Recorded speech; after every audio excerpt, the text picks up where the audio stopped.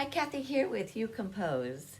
So on this video today, we're going to pick up where we left off, and we were working in C position, and we did the 1, 4, 5 chords, which are primary chords in C, and we did the first inversions. So today, we're not only going to do first inversions, we're going to do second inversions, and then we'll put it together in a little tune so you see it at work. So let's do the inversions down here in the bass. So there is the 1 chord on C, right? And it doesn't matter, they're not going to follow the time signature right now because I'm not writing. We're just going to review the first inversion. In fact, you take that C, we're talking about this low C, E, G here. That was your 1 chord. We just spelled it out. We put the first inversion in order here by taking the C that's on the bottom and putting it on top. So now we're going to take, for the second inversion, we're going to keep the G, keep middle C, and we're going to add that E, which has its own line through it, okay?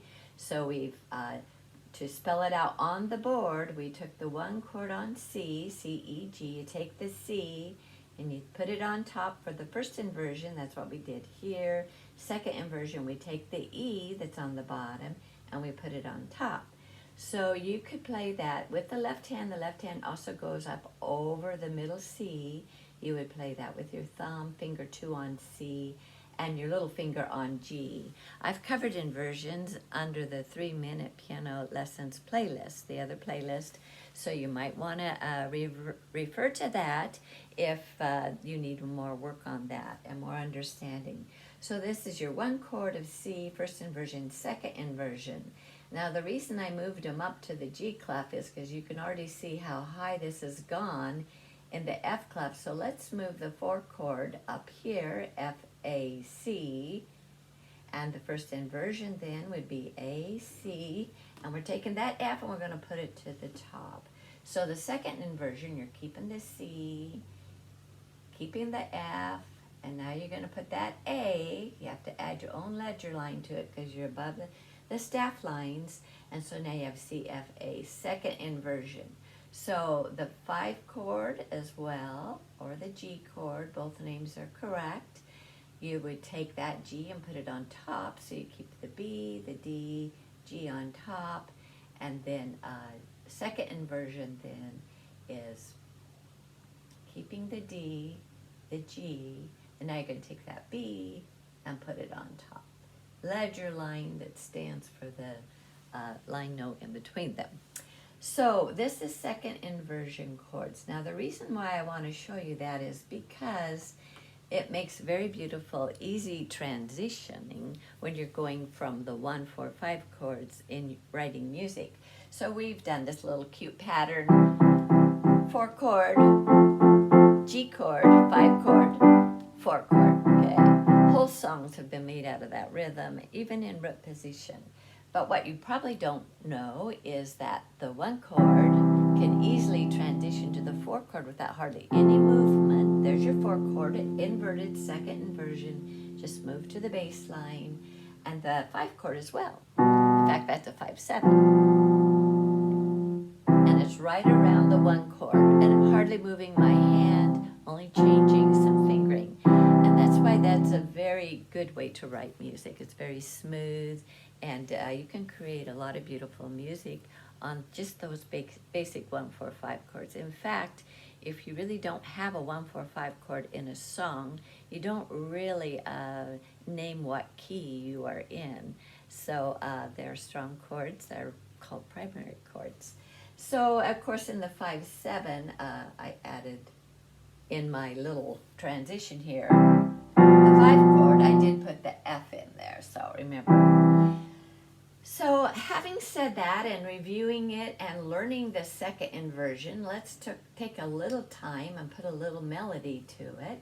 So this is how I want to do that.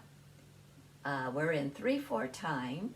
So let's break up the 1 chord. We'll use quarter notes C, E, and G. And just so you remember, those are the notes that belong to the 1 chord. We just broke them up. That's called a broken 1 chord. let's take that 4 chord that's been inverted now, second inversion. There's your F, there's your A, and the C we put on the bottom now, right? So that's just a broken 4 chord, F, A, C, and by inverting it, we put the C on the bottom. Here is the 5-7. We're going to drop the B there, and the 5 here, or the F there, I'm sorry, and the G here, which builds the 5-7, and let's end it with a dotted half note, a dotted half note. That dot gives that half note one more beat, so there's 3 beats right here, 3 beats to the measure. And remember that third is a very, third of any chord is very strong in writing music, and it's very desirable. So let's make this E, because that's the third interval of C. Let's make this A, because it's the third interval of the F chord, A.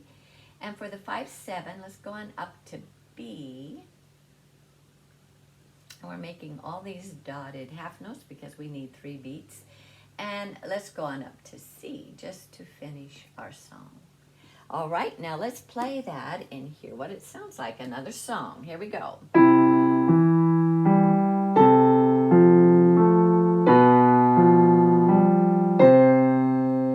All right, so that was kind of fun. Now, I didn't talk about fingering because that wasn't very smooth. 1, 3.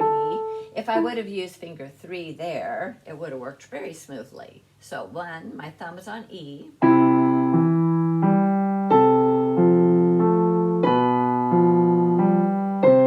So I could just walk right up to C by using my thumb, finger 1 on E, finger 2 on the A, or finger 3 actually worked really well, 4 and 5. So just things to think about when you write music. How easy, how smooth can you really put it together to make it work, to make it playable and desirable for someone else to learn how to play it as well. I don't know if you've done some piano playing and you've had some lessons in the past. You can almost take a look at a piece of music and think, this looks too hard for me to learn. Well, a lot of that is just how the music is put together, and even if it's prompting you with fingering to help you know what a good hand position would be for that song. So those are just things to think about when you write music. Now, also too, what we did last video, we talked about passing tones. So let's do something fun, and I don't know if I saved enough room here, but, and this would change up a whole song as well if we turn these into eighth notes, okay? So let's say C, we're going to use a passing tone D, so C, D, E. So you got 1 beat here, 1, 2, we need G. And so see, the D is a passing tone because it doesn't belong to the chord C, E, G.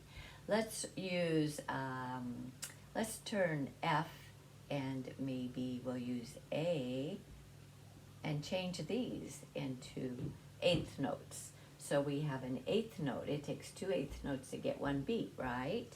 And maybe we'll change, well, to write this, let's put these together, 1, 2, and we'll go down to 3 because, let's see if that works. 5, 7. It has a, well, it doesn't have an E in it, and it's not really a passing tone, so that's not very good. Let's try G, B, D. I'm just thinking off. Let's try another F. That's the 7th of that G position, so let's hear how that sounds.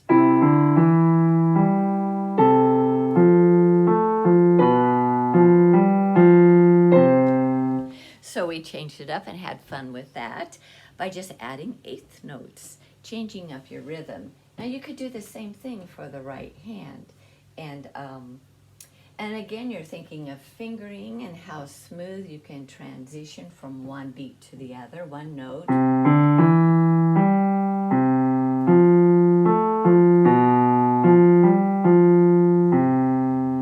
And you can take what you just did right here and you can put that into the right hand melody line. So there's